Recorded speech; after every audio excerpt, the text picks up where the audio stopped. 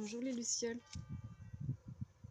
Alors je vais continuer dans la série des solides de Platon. Je vais vous présenter le deuxième aujourd'hui. Donc là c'est le cube de Métatron. Et voici le deuxième solide de Platon, l'icosaèdre. Donc c'est exactement la même figure mais j'ai peint différemment pour que vous voyez bien le solide à l'intérieur de Métatron. Donc l'icosaèdre a 20 faces, 20 triangles équilatéraux, 12 sommets et 30 arêtes. Il est en lien avec l'élément eau, donc avec le chakra sacré. Svadhisthana, en sanskrit, Sva c'est soi-même et Dhisthana c'est le foyer de la douceur. Le deuxième chakra, le Hara, c'est le corps éthérique. Il est de couleur orange, c'est la fertilité, la vie, l'émotionnel, etc. L'icosaèdre est aussi en lien avec un archange, l'archange Gabriel. La pureté, l'harmonie, l'équilibre. Donc l'archange Gabriel est l'ange messager, l'ange de la révélation. Son nom signifie messager de Dieu. Il aide à nous reconnecter à notre enfant intérieur. Donc je vous ai aussi emmené le petit oracle de la géométrie sacrée de la nature. Et je vais vous lire le texte de la carte qui représente l'icosaèdre. Voilà. J'espère que vous la voyez bien avec le soleil.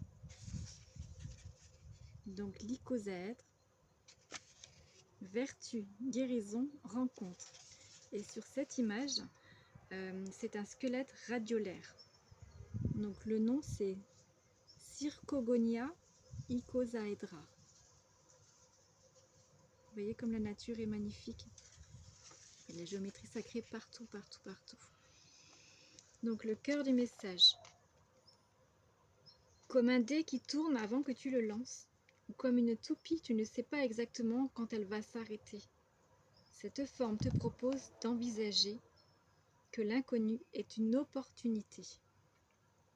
Que chaque numéro, chaque facette sont une partie de ce que tu pourrais vivre aujourd'hui, maintenant. Et comme te l'enseigne la vie, rien n'est écrit à l'avance. Effectivement, la probabilité que tu fasses quelque chose de différent est faible, mais elle t'appartient quand même.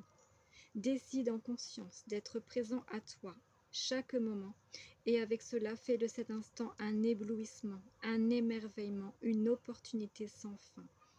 Ose clamer haut et fort que ce à quoi on t'a réduit n'a rien à voir avec qui tu es. La lumière qui explore ton intérieur a maintenant le droit de franchir ta peau. Ose irradier, ose proposer le soleil en toi afin de faire bénéficier chacun de ta puissance. Avec harmonie, grâce et humilité, laisse cette lumière envahir l'ensemble de tes pores, de tes sensations, de ton être. C'est à la fois une opportunité de guérison, de rencontre, d'échange, quelque chose de fabuleux. Peut-être inaudible à ce stade, mais tout à fait réalisable. Que la confiance et l'assurance que tu mérites t'aident et te guident dans cette expérience. Que la joie et la liberté qui s'en génèrent restent tes garde-fous. Avec une infinie bonté, je te propose d'accepter le défi d'être pleinement en conscience et en possession de tes moyens. Qu'il en soit ainsi. La question que te pose l'icosaèdre, par quoi vas-tu commencer? Prends le temps de faire un petit pas chaque jour. Merci, merci, merci. Alors maintenant, je vais vous lire la petite lettre hébraïque que vous voyez ici.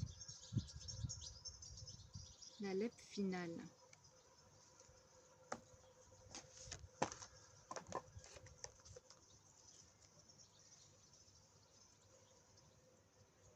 La danse de vie des lettres hébraïques.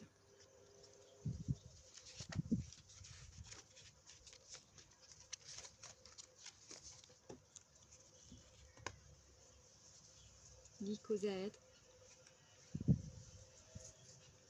Vertu, guérison, rencontre. Archange Gabriel. Et l'Aleph final. Tout est en lien, tout est relié. Nous ne faisons qu'un avec le grand tout. L'Aleph final. La valeur numérique 1000. Aleph final ne change pas de forme car son essence est immuable. Elle représente l'accomplissement absolu, le couronnement suprême. En elle, l'homme se découvre roi. C'est le plan vibratoire du Messie, de l'homme Christ. Elle est la pierre philosophale qui a le pouvoir de transmuter le vil métal en or, l'aboutissement du grand œuvre alchimique. C'est la fin d'un long voyage et le commencement d'une splendeur qui est au-delà des mots, car elle ne se compare à rien que l'on puisse trouver dans les anciens repères. Les vieux manteaux sont tombés, la grâce divine est en action, plus rien ne sera comme avant. Dans le tirage, Aleph final nous rappelle que nous sommes plus riches que nous le pensons, riches de tout un parcours accompli. Nous n'avons sans doute pas conscience de certaines capacités déjà présentes qui ne demandent qu'à s'exprimer et rayonner. Toute la beauté et la force de l'humanité en marche est en nous, passée, présente et à venir. Nous sommes tout simplement un miracle, la splendeur incarnée d'une pensée divine, et nous l'avions oublié.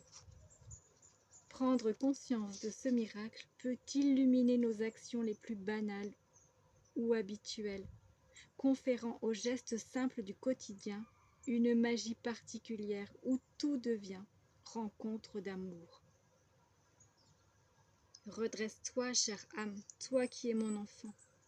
Prends conscience de ta souveraineté éternelle et abandonne les images que tu as de toi-même. En moi, tu retrouves ton identité, ton nom imprononçable. En moi, tu t'éveilles à qui tu es, riche de tant d'expériences.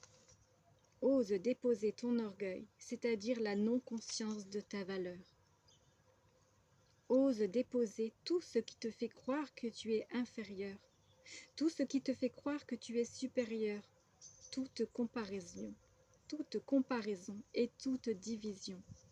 Je t'aide à rassembler ton être dans son immensité, dans la flamme vivante de ton cœur. En toi, Aleph final, te voici dans la réalité la plus haute, car elle se situe au-delà de toute notion, de haut ou de bas, de bien ou de mal. Je suis la conscience souveraine de l'unité de tout ce qui est. Merci, merci, merci. Et je voulais rajouter que Marie-Elia explique dans son ouvrage que les lettres finales se révèlent à celui ou celle qui a accompli en lui-même le plus grand cycle de l'Aleph bête. Leur énergie est plénitude, accomplissement. Elle offre la saveur du fruit de l'arbre de vie. Voilà, j'espère que cette vidéo vous aura plu. Je vous remercie de tout cœur d'avoir écouté, de regarder la chaîne. Je vais essayer de prendre tout dans les mains.